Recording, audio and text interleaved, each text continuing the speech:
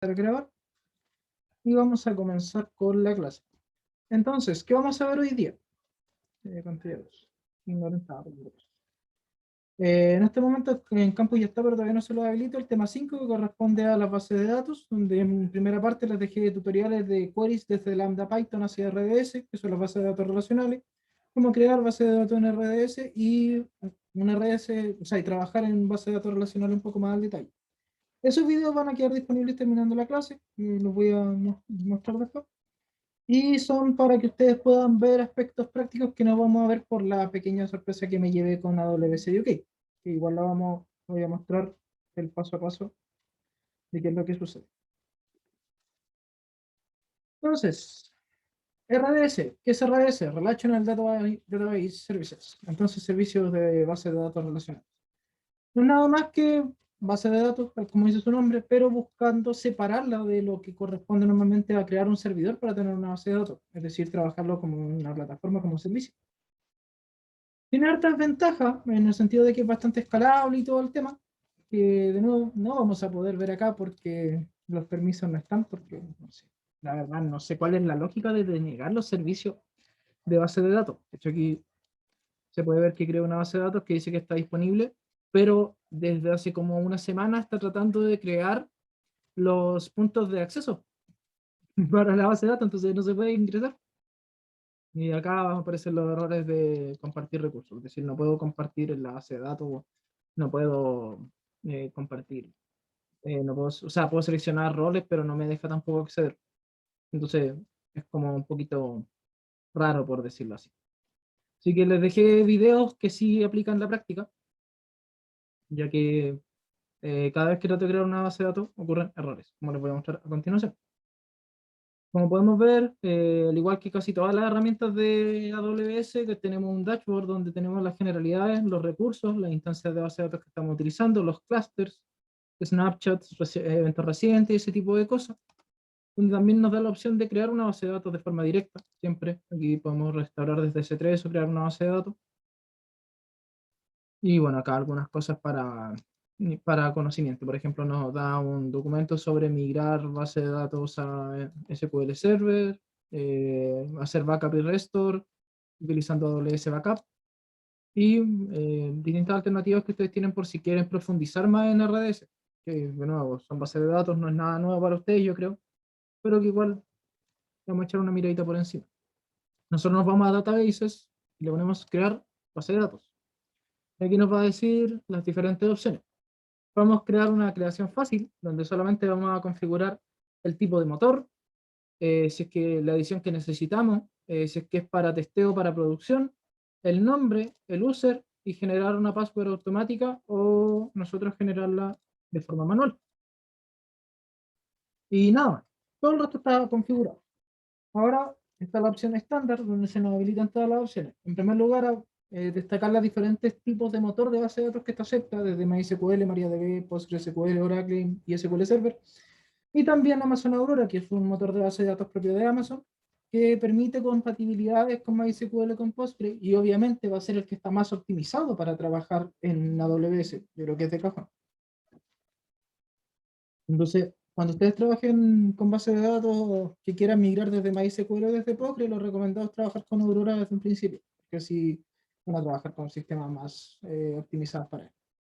Y aquí nos empieza a dar las alternativas. Si es que si es que nosotros vamos a proveer y manejar la instancia, o sea, los tamaños de la instancia, o si queremos de tipo serverless, es decir, que nosotros le especificamos el mínimo y el máximo monto de recursos y Aurora se encarga de escalar, de hacer todo el escalamiento. Cosa que no ocurre con MySQL, porque MySQL lo único que nos da es la versión de MySQL y hacia abajo hay más opciones, pero la de Aurora la ventaja que tiene es que se puede trabajar de tipo serverless, entonces eso le quita costos, siempre le va a quitar costos y nos permite adaptarnos cuando no manejamos realmente el tamaño real que va a tener la base de datos. Podemos ponerle un espacio bastante variable, por ejemplo, si estamos trabajando en una empresa grande, desde 1 GB a 100 GB, y Aurora se va encargando de escalarlo conforme lo vayamos necesitando. Entonces, esta opción de acá es súper, súper buena. Una vez que lo seleccionamos, nos da la opción de tipo base de datos. Esto va a ocurrir con todas las bases de datos, como ya vimos. Nos va a dar las versiones. Tiene, o sea, soporta bastantes versiones.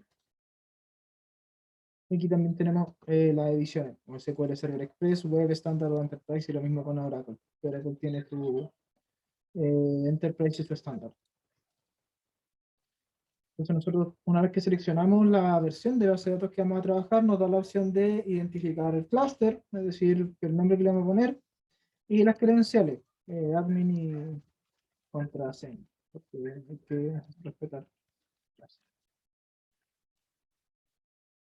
los protocolos de seguridad. Fuera de eso, acá abajo ya empezamos a manejar lo que son las capacidades. Aquí nos da la opción de el mínimo y el máximo, que era lo que conversábamos recién. Por ejemplo, sea escalable desde 2 a 4 GB de RAM, dependiendo de lo que nosotros necesitemos trabajar. Y aquí nos da otras opciones adicionales sobre el escalado, forzar el escalado si es que los valores se superan, es decir, te fuerza que se aumente, obviamente eso te aumenta los precios, pero te permite asegurarte de que no te va a quedar corto nunca. Entonces, una por otra. Y dice, la otra alternativa es pausar la capacidad de cómputo después de muchos minutos consecutivos de no uso. Por ejemplo, si yo sé que voy a ocupar mi base de datos una vez a la semana para hacer consulta y carga, después de 2 horas de no uso, de inactividad, no, perdón, en 30 minutos estoy haciendo. Después de 1 hora y 2 minutos de no uso, por ejemplo, decirle, oye, apágala, y así me ahorra costos y me ahorro ese tipo de cosas. Eh, Nada, tenéis que esperar un minutito. Están llamando a la puerta.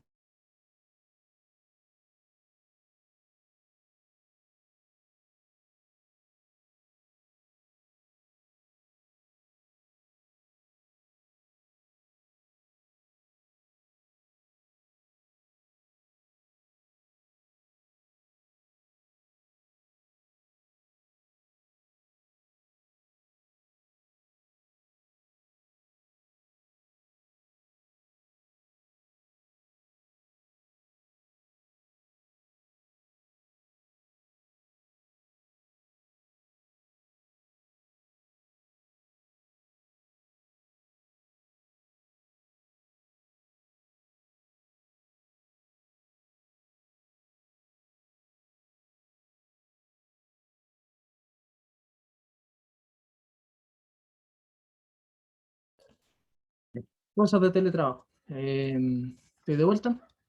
¿En qué quedamos? Estamos hablando sobre el tema de que permite pausar en caso de que haya minutos de inactividad. Y lo podemos configurar precisamente para ahorrar costos y ahorrarnos, o sea, y disminuir las boletas a fin de mes, lo cual siempre es bien. Luego pasamos a la conectividad, podemos seleccionar un VPC por defecto o crear uno nuevo, dependiendo de lo que nos vayamos necesitando, y definir un grupo de subredes. También nos da la opción, en este caso. ¿No? Igual porque no vamos a poder crear la base de datos. Podemos seleccionar dentro de los grupos de VPC ya existentes, que nos da algunas opciones. Por ejemplo, ya ahí creo uno, pero hay varios más, grupos de seguridad, balanceadores de carga, y hay de todo un poquitito. Y podemos crear uno nuevo que se llama, no sé, Word. Da un poco. Y nos dará también la opción de añadirle una API, en caso de que lo necesitemos. Nos dice que habilita el punto de entrada HTTP de SQL para hacer conexiones desde un servicio. Aparte de eso, podemos configurar el nombre inicial de la base de datos, los clusters, los backups que necesitamos, o sea, cada cuánto vamos a necesitar hacer un backup, el tipo de encriptado, si es que lo necesitamos o no, y si es que va a haber una protección para el borrado. Es decir, si es que nosotros necesitamos de algún tipo asegurarnos de que esto no se va a borrar, nos evita que esta base de datos se borre de forma accidental. Es decir, nosotros tenemos que entrar a la configuración de la base de datos, desactivar la protección de borrado y recién ahí podemos hacer la eliminación de una base de datos. Esto puede ahorrar Una bastante consulta. problemas. Dime. ¿Cuál podría ser un buen método para estimar el tiempo de inactividad? Porque igual, no sé si pudiera tener alguna repercusión si es que se cumple el tiempo y después se solicita, no, digo, se vuelve a solicitar algún dato de la base o algo por el estilo. Mira, eso obviamente va a depender de la empresa y de la situación. Como te digo, no he podido comprobarlo de forma práctica porque me llevé la sorpresa que no puedo cargar las bases de datos, pero estuve mirando en los diferentes videos y documentación. Y una vez que la base de datos se apaga, para volverse a encender se demora menos de 2 minutos. Así que realmente no tiene una carga real en lo que se refiere a análisis, a menos de que necesite estar haciendo consultas muy constantemente. Por ejemplo, lo que se puede hacer es pausarlo después de 1 hora para que se apague en las noches, por ejemplo. Si es que no trabajas con la base de datos en la noche. Pero de nuevo, va a depender de la situación, del servicio que estés trabajando, de qué tipo de empresa estés manejando, porque por ejemplo, las empresas que hacen ETL principalmente utilizan la noche para realizar sus procesos de transformación de datos, en especial cuando son empresas grandes. Entonces ahí yo creo que realmente no conviene en ningún momento pausar la capacidad de cómputo. Entonces directamente no lo activamos. Pero en una empresa, por ejemplo, no sé, un local de ventas, o sí, un local de ventas de, no sé, de bicicletas que hay en el centro, por ejemplo, que esté activo en la noche no nos afecta. Entonces nosotros podemos simplemente tirarle 2 horas de inactividad, porque si ya en 2 horas, o 3 horas ya, asumiendo que cierra a las 7, que como a las 10 se apague y se encienda el otro día, de nuevo no debería ser un problema.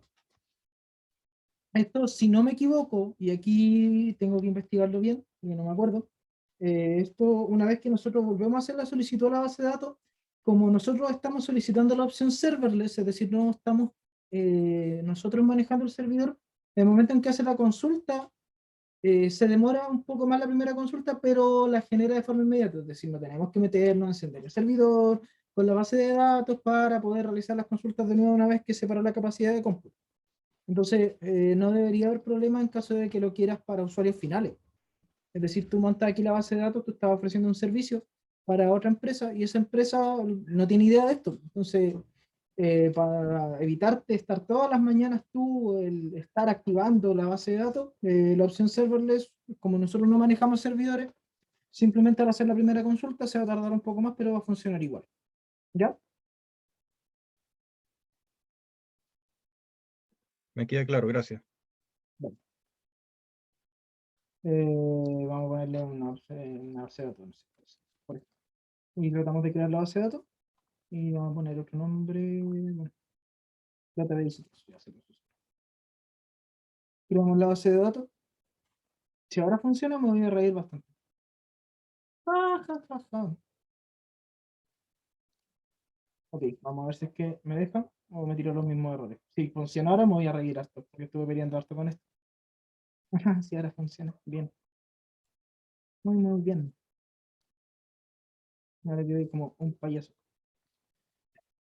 Entonces, ya que está funcionando, no sé por qué está, la verdad, generó los puntos de acceso tan rápido y como pueden ver con la otra, como lo muestra acá, sigue creándolos. Yo creo que lo que se me ocurre a la rápida es que como esta la creé serverless, eh, no está ocupando los mismos recursos. Y son recursos que sí tiene permitida la cuenta de OK. De ser así, la voy a dejar creando y obviamente la voy a probar después. La otra semana vamos a hacer la clase completa de acceso a bases de datos de RDS. Y si no, bueno, los tutoriales, como les dije, se los dejé acá, del detalle de cómo se usan y cómo conectar o sea, desde la base de datos. Vamos a mostrarlo al tiro porque no se me olvide.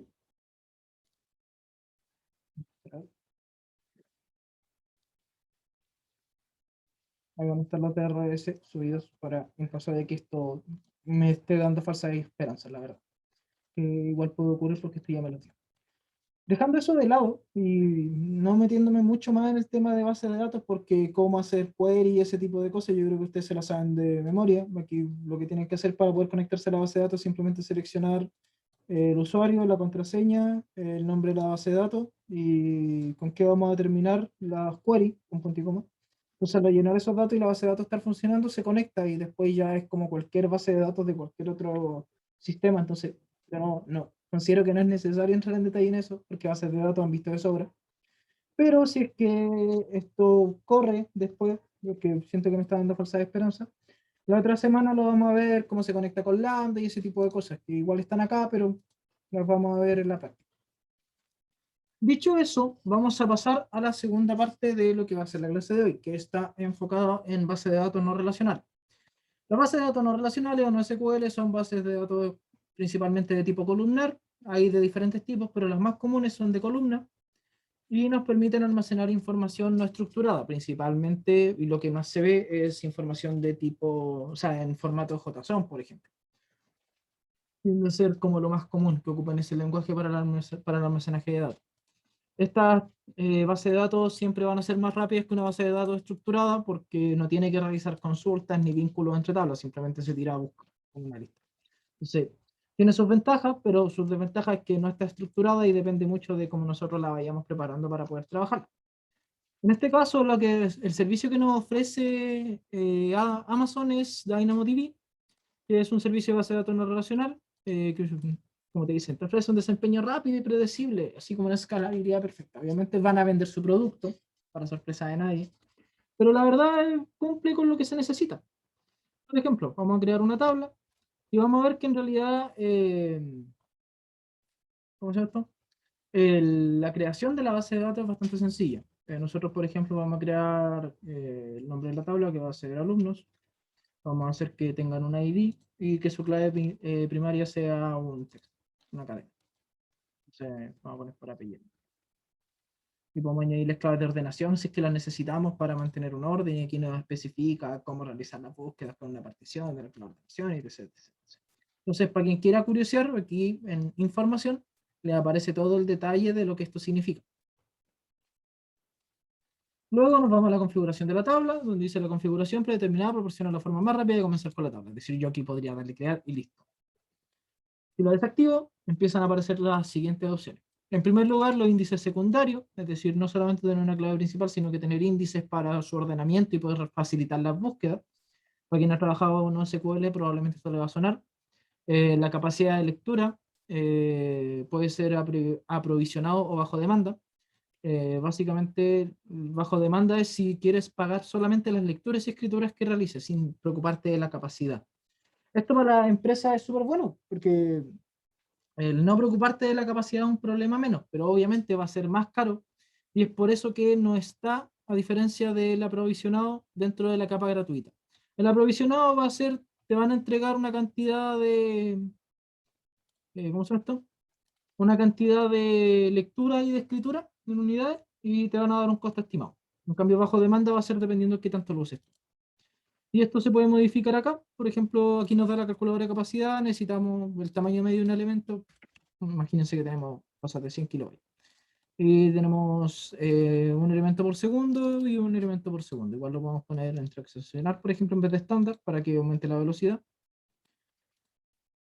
Y esto va a ir cambiando los precios. Altamente coherente y transaccional. Siempre transaccional va a ser más caro porque está pensado para empresas, donde ya puede llegar a escalar a $100 al mes, pero una base, o sea, un elemento de 100 kilobytes, básicamente un JSON de 100 kilobytes, uno solo, es decir, un solo componente es como, no sé, se ve poco. O quizás se ve harto en empresas más grandes, donde sí este costo tendría sentido, pero para pruebas no vamos obviamente no vamos a ocupar eso. O sea, con un kilobyte tenemos de sobra.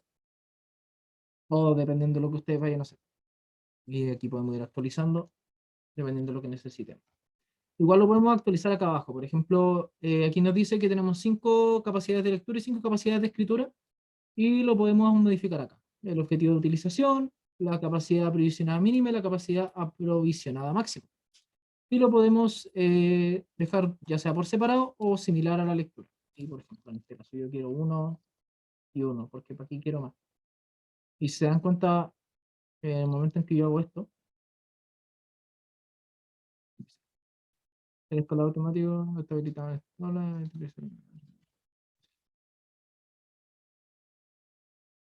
entonces, esto va a disminuir obviamente los precios dependiendo de lo que vayamos necesitando. Podemos desactivar desde acá, por ejemplo, y mm, cambiarlo directamente hasta acá arriba. Y el precio baja a 0,59 el mes por lectura y escritura de una vez, o sea, capacidad de una. Lo de nuevo, todo va a depender de lo que necesitemos. Y aquí podemos de nuevo escalarlo hacia arriba dependiendo de nuestras necesidades y el precio va a volver a subir. Luego nos aparece el tema de los permisos, que siempre tenemos que tenerlo presente cuando estemos trabajando con AWS. De hecho, cuando trabajemos con Lambda, y ya sea acceder a la base de datos desde otro sistema, vamos a tener que siempre configurar los permisos primero, algo que no se nos puede olvidar. Si no tenemos configurados los roles y los permisos de IAM, no vamos a poder acceder. Y yo creo que eso es de cajón. Entonces aquí nos dice si es que autoriza a DynamoDB escalar la capacidad utilizando el siguiente rol, porque tiene el escalado automático. Entonces podemos también generar una función actual con las políticas predefinidas y ponerle un nombre. Escalado dinámico. O sea, para diferenciar. Y luego acá abajo nos da la opción de cifrado en reposo, que puede ser predeterminado, KMS SMK o KMS SMK administrada por AWS. Es decir, la clave se almanesa, espectacular. Se almacena en la cuenta que usted crea, posee y administra, se aplican los cargos a AWS Key Management Systems. En cambio, por otro lado, acá la cuenta se almacena en su cuenta, es decir, no se almacena de la misma manera, lo almacena AWS y se aplican un poco más de cargo, que se hace cargo Amazon de guardar las claves. He determinado de nuevo para las funciones que vamos a cumplir acá, sirve, pero es bueno tener en cuenta las otras dos alternativas. Para este caso, como de nuevo, no deja de ser un paso a paso. Por cierto, acá arriba tiene un tutorial por si están interesados, donde les va a hacer el Getting Started y mostrarles cómo crear la tabla, escribir, leer, datear, hacer queries, crear index secundarios, hacer queries a los index secundarios, limpiar recursos y todo. Aquí les aparece básicamente la documentación. Para estos ejemplos que son chiquititos, simplemente le voy a poner la configuración determinada y chao. No me voy a calentar la cabeza porque de nuevo son ejemplos académicos cortitos para que veamos que esto funciona. Si estuviéramos en una empresa, nos tendríamos que preocupar de las capacidades de lectura y escritura dependiendo de los documentos que vayamos a trabajar. Como todo.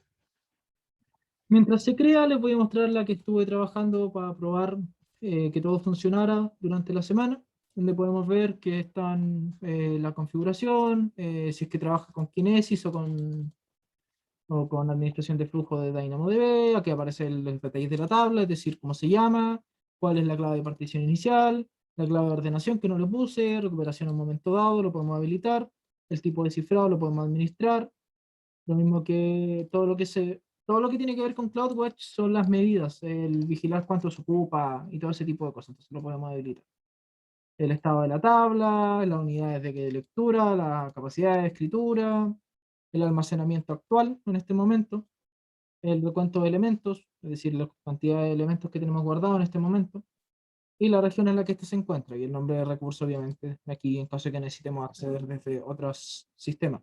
Cuando nosotros hablamos de los nombres de recursos de Amazon, es, por ejemplo, si es que nosotros quisiéramos trabajar desde, por darle un ejemplo, desde SageMaker, que es una herramienta de Machine Learning, y utilizar recursos desde acá, nos va a pedir el ARN. Y el ARN no es nada más que los enlaces internos de AWS para comunicarse entre sus servicios. Entonces, este de aquí es. Podemos ver los elementos, que los elementos los genera aquí, en una lista, donde podemos meter filtro y podemos obviamente añadir más elementos. El crear elementos nos da dos opciones. La primera es como árbol, que simplemente es añadir un valor. eh,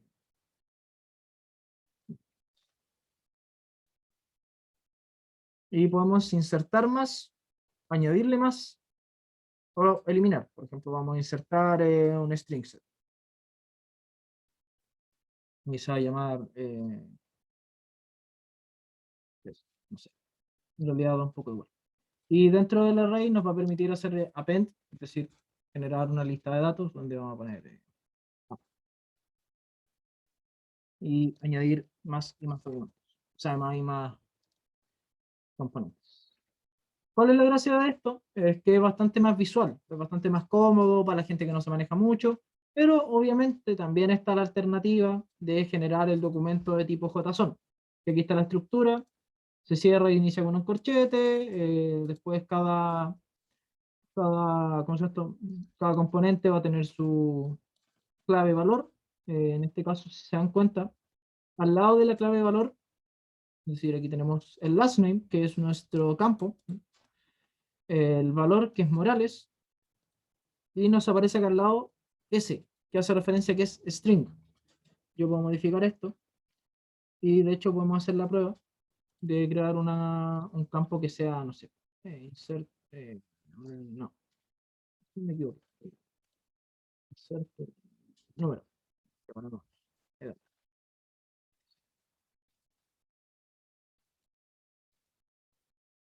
Y ahí queda otro campo. Y si es que nos vamos acá, en vez de aparecer S de string, aparece N de number. Y cada componente va a tener ¿cómo se llama esto? Una letra diferente. En este caso, el que era string set, es decir, este de acá, aparece con una WS, como lo vimos acá. Y si vamos añadiendo diferentes componentes, van a tener cada uno eh,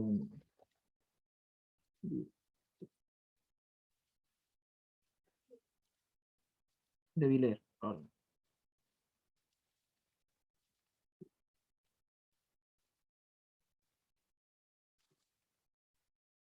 El atributo debe ser verdadero. Entonces, si ahora nos vamos a texto, aquí aparece que es de tipo booleano. Todo va a depender del tipo de campo que necesitemos, pero de nuevo, la lógica no es compleja. Y pueden ver que si tienen dudas con crear cualquier campo, simplemente lo crean acá, se van a texto y van a ver cómo se escribe el tipo de dato para poder identificar. Le damos a guardar. Bueno, mantiene duplicados. Perdón. Bueno. Y aquí podemos ver el campo nuevo, ¿cierto? Que es Morales. En este caso nos va a aparecer las opciones, si le hacemos un clic para modificarlo, nos da la opción directamente. Y si queremos ver cualquier campo ordenado por lo que sea, nos da la opción también. Y obviamente podemos añadir filtros. En este caso, por ejemplo, que last name sea...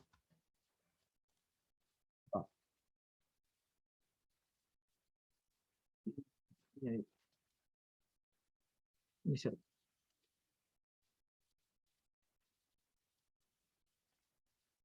Creo que lo puse barra con minúscula, ¿cierto? ¿Está bien? Y el filtro, last name.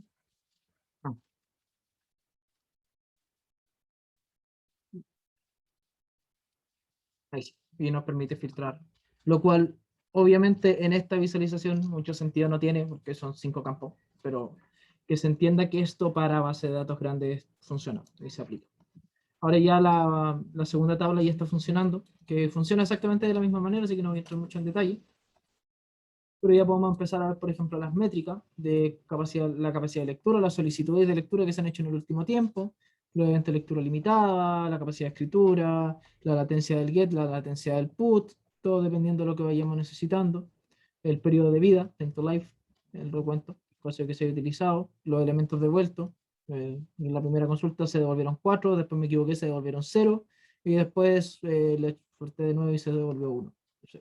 Los detalles que aparecen ahí. Aquí aparecen los errores, que fue el error que tuve para ingresar los datos, también lo marca. Entonces, nos permite entregar un poquito más de información de cara a lo que se está haciendo. Las alarmas, que es para cuando se supera el uso, la capacidad que nosotros tenemos, que no va a ocurrir acá, que es de 1 kilobyte, que la definimos antes, pero que está ahí. La capacidad que la podemos hacer aprovisionada, ¿cierto? Que la definimos como capacidad de lectura en 1 y en 1, que fue lo que dejamos antes. Y aquí no podemos autoescalar porque, de nuevo, cuenta serio que hizo 70.000 limitaciones. Podemos crear acá los índices, dependiendo de lo que necesitemos, la clave partición, la clave principal, en el fin de buscar el nombre del índice y los atributos proyectados, si es que necesitamos todo, solo las claves. Y aquí nos aparecen los precios de los índices, porque sí, obviamente cuestan también. Pero si se dan cuenta, costaban 0,59 al mes, entonces los precios son bastante cortos, pero también es una base de datos pequeña. Entonces, siempre que ustedes quieran crear cosas acá, el primer paso es curiosear los precios, para evitar malos embarques. Podemos crear tablas globales, pero nos pide habilitar los flujos de DynamoDB, y probablemente al apretar este botón me va a tirar error de AWS por seguridad de cuentas de tipo de UK. De nuevo. Las recuperaciones, que fue lo que vimos antes, que estaba acá. Básicamente esto está acá de nuevo, que tiene su pestañita aparte, los contributors insight, y aquí podemos ver más desencadenadores y controles de acceso, que eso está dentro de los videos que les dejo acá. De hecho, aquí hay un video bien interesante que activa una función de lambda una vez que se genera una inserción dentro de DynamoDB. Es decir, se ingresa un dato a Dynamo, eso activa un trigger y ese trigger le dice a una función de lambda que trabaje. Está bien interesante el video, así que por eso lo dejé. El único problema es que la gran mayoría de los videos que vamos a encontrar y tutoriales que vamos a encontrar respecto a esto son tutoriales de gente hablando en inglés de la India. Entonces, les recomiendo que los vean con subtítulos, que el acento hay veces que es un poquito complejo. Aquí podemos ver a la izquierda nuestro querido panel que está siempre, donde podemos ver las copias de seguridad, la capacidad de reservar, las exportaciones S3, que viene desde la nueva consola, pero la nueva consola se asocia a IAM, así que por eso no me he metido ahí, pero está presente, se pueden hacer exportaciones a documentos de tipo JSON, por ejemplo, desde DynamoDB. Lo cual no deja de ser interesante, pero no lo podemos hacer acá, al menos no de esta forma. Lo podemos hacer de otra, que la vamos a ver también. ¿Dudas con esto antes de pasar al punto de unión de cosas?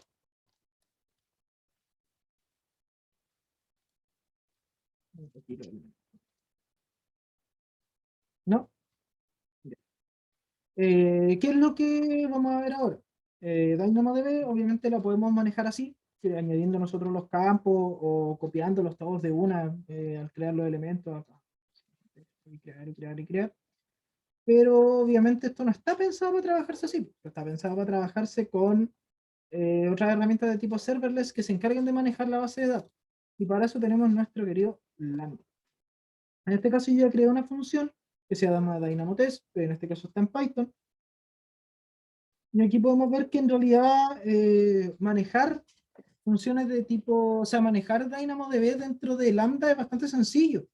De nuevo, utilizamos nuestra querida librería Boto3, que va a ser el pilar para las relaciones de Lambda con otra herramienta. En este caso, en vez de hacer el resource a S3, simplemente lo establecemos a DynamoDB.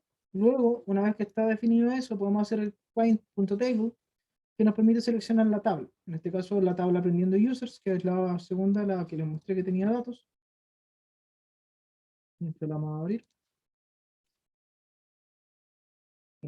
Que es esta, aprendiendo.users. Los nombres obviamente tienen que ser los correctos, porque si no, no va a funcionar. Esto lo vamos a ver después, pero el escanear ítems es bastante sencillo. Es un table.scan items, y aquí le podemos hacer los splits y todo lo que necesitemos, porque esto se traspasa como un JSON. En este video de acá, creo que era este o este, bueno, si es que no, es uno de los dos, muestra cómo se hace el split, pero es trabajar un CSV, o sea, trabajar un JSON y hacerle un split, así que tampoco tiene mucha ciencia. Entonces, si nosotros ejecutamos esto, en vez de last name 34, que el 34 ya está guardado, le vamos a poner en hacemos el despliegue y le hacemos el testeo, vamos a ver que en este caso la respuesta acá es nula, porque no generamos ninguna respuesta, pero imprimimos, que larga es lo que andábamos buscando. Está Vázquez, que está vivo, o sea, perdón, está Vázquez, está Morales, que está vivo y tiene su edad y tiene el array que vimos antes. Vamos a tener que checar un poquitito. El CBA, está Barra, está Pérez y está 34. En este caso, esos son los componentes que nos encontramos. Y si nos vamos acá, se corresponden. Y si nos vamos a las métricas, vamos a ver que aquí generó un pequeño consumo, porque lo que hizo fue realizar una consulta, entonces esto salta al tiro. Inmediatamente, CloudWatch identifica que hubo un consumo y te lo marca, te dice, oye, ¿sabéis qué gastaste? Que no es nada, no es casi nada, pero muestra también, que es importante mantener el registro. Y para almacenar dentro de una tabla, lo único que tenemos que hacer es definir la tabla en, ¿cómo se llama esto? Extraerla desde el cliente de Boto3, es decir, Boto3 Resource, definimos DynamoDB, luego al cliente le sacamos la tabla y a esa tabla le aplicamos la función putItem, que la tiene definida, donde se define el ítem, que en este caso le añadí last name Rodríguez, la podemos ver acá. Hacemos el despliegue, recuerden siempre para asegurarnos de que se guardaron los cambios y se van a ejecutar. Hacemos el testeo.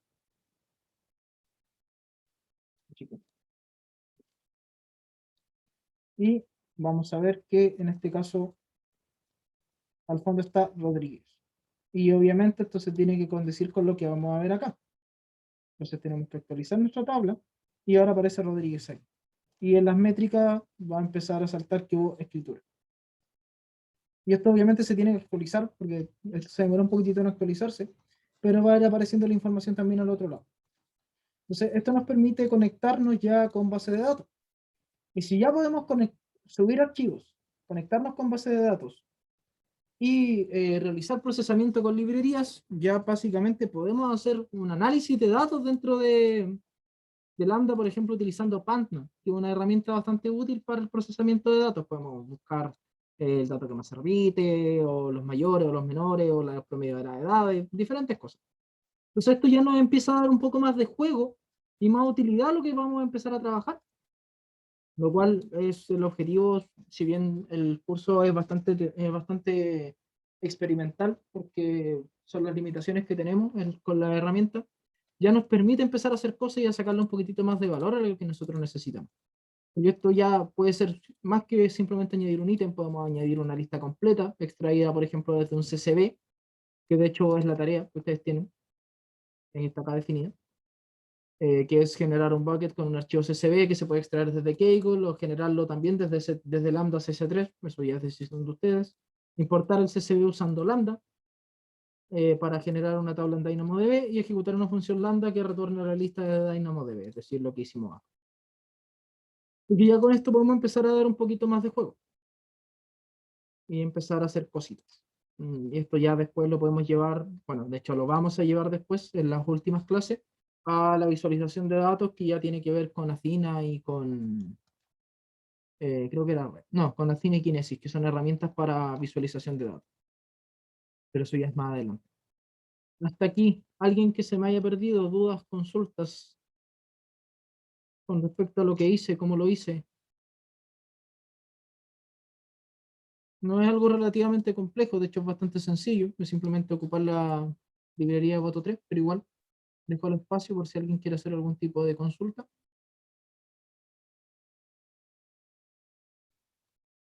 Yo mientras voy a ir habilitando el contenido al otro lado.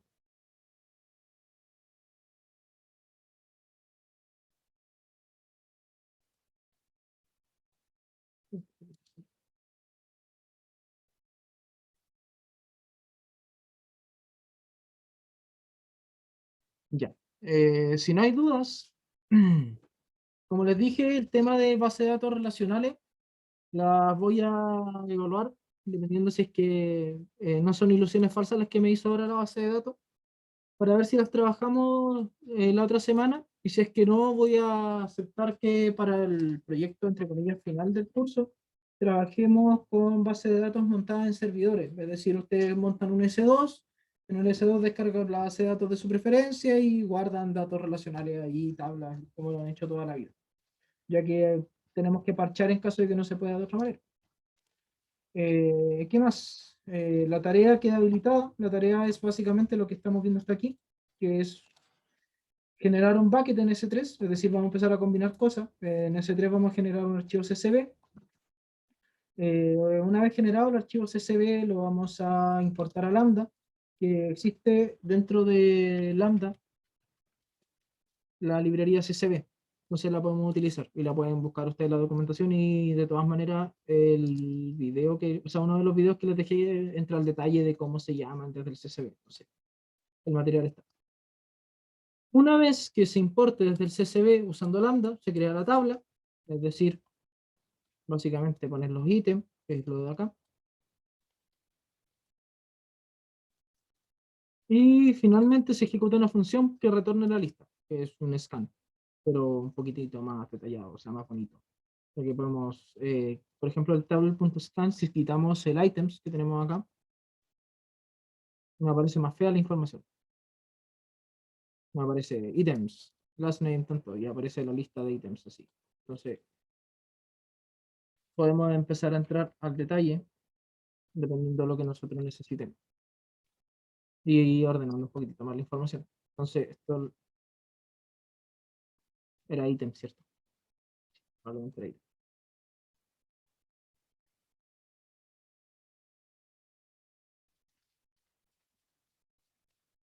Ah, bien, vamos conmigo. Entonces, la diferencia de cómo se entrega la información, si se dan cuenta, se ahorra un paso y pasa a ser directamente una lista, una array. Sí, eso es bien también. Eso con respecto al table scan, para que lo puedan utilizar en este punto de acá. ¿Dudas, chicos? ¿Consultas? ¿Algo que les surja respecto a esto? Está todo extremadamente claro.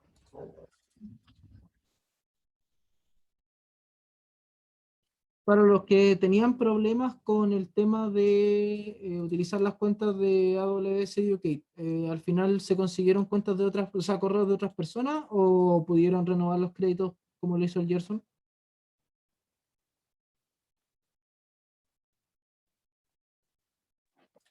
Yo Eh, estoy compartiendo la cuenta con Víctor Binet porque él tiene un problema con que no es con crédito, sino que no lo dejan ingresar simplemente.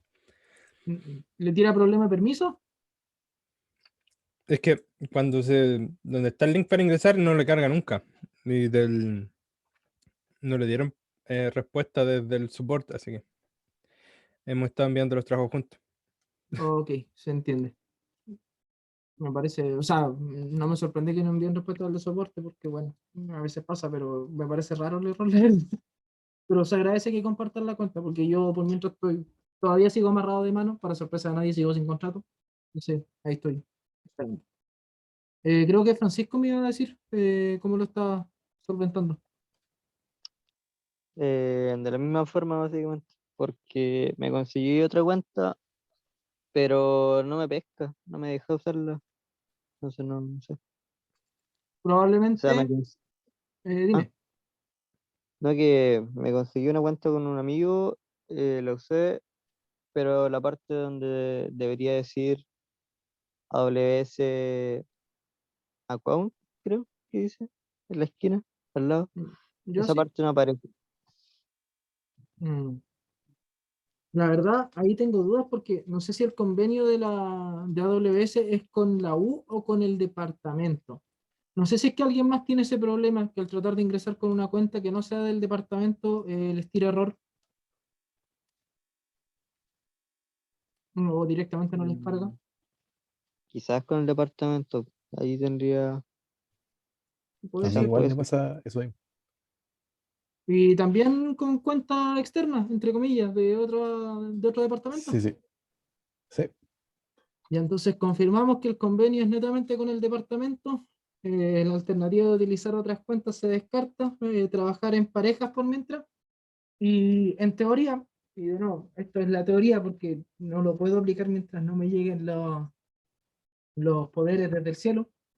Una vez que yo tenga cuenta de docente, puedo entregarles créditos para que ustedes utilicen en sus cuentas. Pero mientras eso no ocurra, les voy a solicitar colaboración entre compañeros, por favor, en la medida de lo posible. Que, bueno, estamos todos amarrados de manos acá. La verdad no ha sido lo más cómodo las cuentas de tipo Educate, pero bueno, esos son los recursos que se tienen. Muchas gracias por los comentarios, chicos. ¿Alguien más que quiera comentar algo antes de ir cerrando? Ya con la tarea lista y todo lo que se refiere a al apoyo para las propias tareas subidas.